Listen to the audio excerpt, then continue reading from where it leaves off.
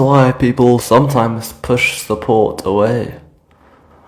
When they get support, they are afraid that it's just going to make them forget about whatever problem they are dealing with, and that it will actually push it under the carpet instead of actually going through the problem and then taking a positive lesson out of it. So they fear they will get the wrong kind of support. That isn't really support, it's just comfort and sugarcoating.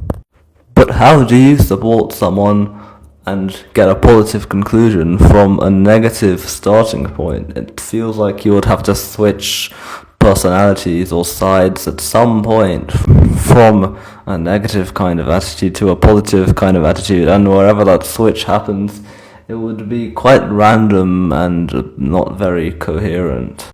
Next scenario. You are in a game or something that has a range of possibilities.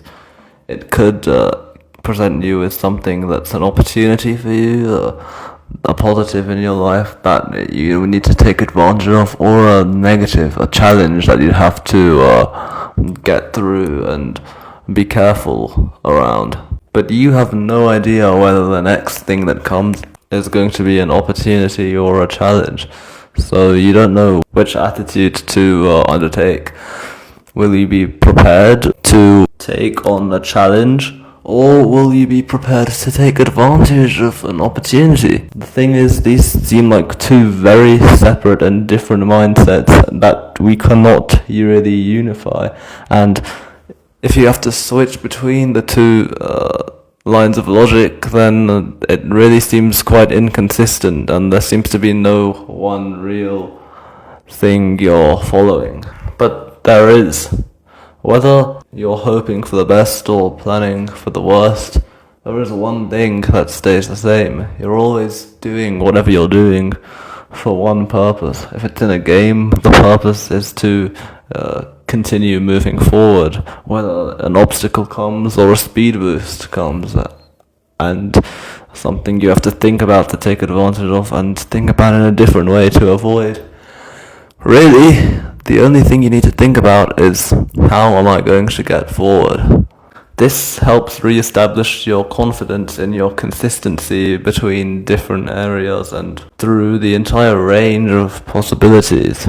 It's really one continuous spectrum, and instead of classifying it into two chunks of challenges and opportunities, two different sections, it's a lot better to unify them into one consistent range. Because ultimately, whether you face an opportunity, a positive, or a challenge, a negative in life, it all comes from the exact same place of wanting to move forward in life.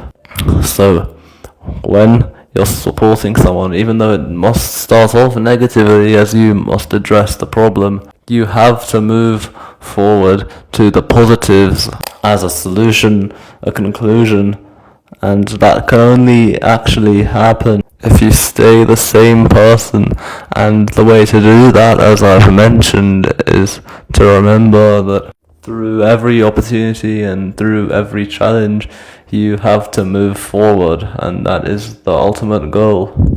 Often, if you're in the mindset of planning for the worst and you encounter an obstacle, then you avoid it, but then you forget that the goal is to keep moving forward, and you put all of your focus into avoiding the obstacle, and then you mess up and hit another obstacle. And that's all because you forgot your entire purpose of what you're doing. Likewise, if you are in the mindset of just hoping for the best, then you're only relying that something will help you move forward, and as soon as you encounter an obstacle, you will not have planned for that, and you will be eliminated. And the only way to do both of those at the exact same time without inconsistently flipping mindsets, attitudes, or personalities is to just remember the one goal, which is to move forward, however that might be. And that's the only thing that you need to focus on. Whether that involves going around an obstacle, or taking advantage of a speed boost or an opportunity, It's always to keep going, and you will figure that out situationally.